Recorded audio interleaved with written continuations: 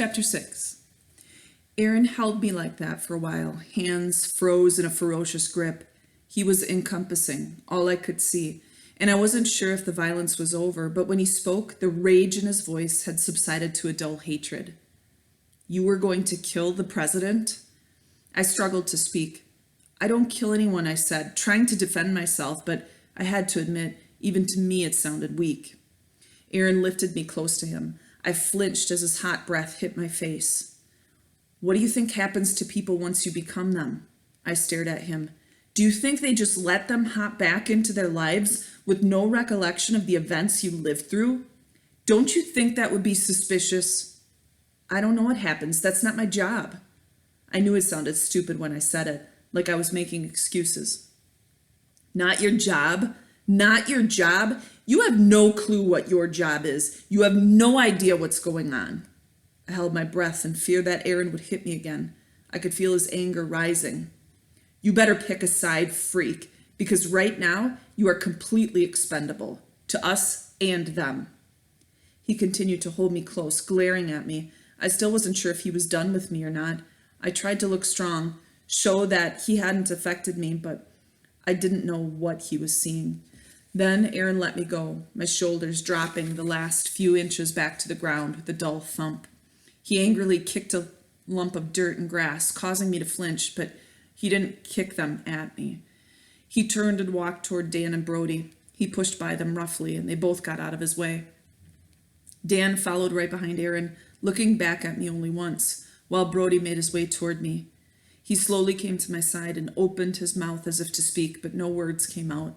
He bent down and reached his arm out as an offering. No, I said, shaking my head. I didn't want him touching me. I didn't want anyone touching me. I stayed there on the ground. My hand found the corner of my mouth. It was wet. I pulled my hand away and saw red. Fresh tears streamed down my face, and I felt Brody just standing there, staring at me. I wanted him to go away, but I knew he wouldn't. He couldn't. I was their prisoner.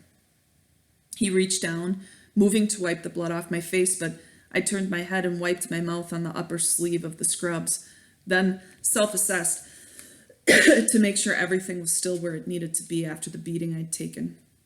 I reached up and rubbed the back of my neck. It throbbed. I probably had whiplash from Aaron shaking me.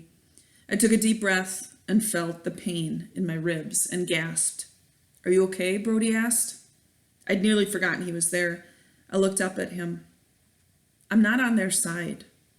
My words came out as a whisper, more to myself than anyone else. I'm not on anyone's side. He reached down and offered me his arm again. I stared at it. Meda, there is a way you can make things right. If you cooperate, we might be able to change things, to fix things. I turned my eyes to him. I felt defeated. There are some things that can never be fixed, but you can try. His eyes flickered with determination. I don't think this guy ever took no for an answer. I'm not a killer. I've never killed anyone.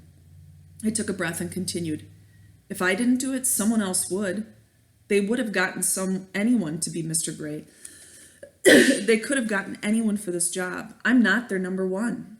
I spit blood out of my mouth and into the grass, wiping my hands on my legs. But why you? If they had other choices, why did they choose you? Brody asked. I don't know, I answered. I stared at his hand and finally reached for it. He hoisted me up and I grimaced in pain. I allowed myself to put my weight on him as he walked back to the underground bunker.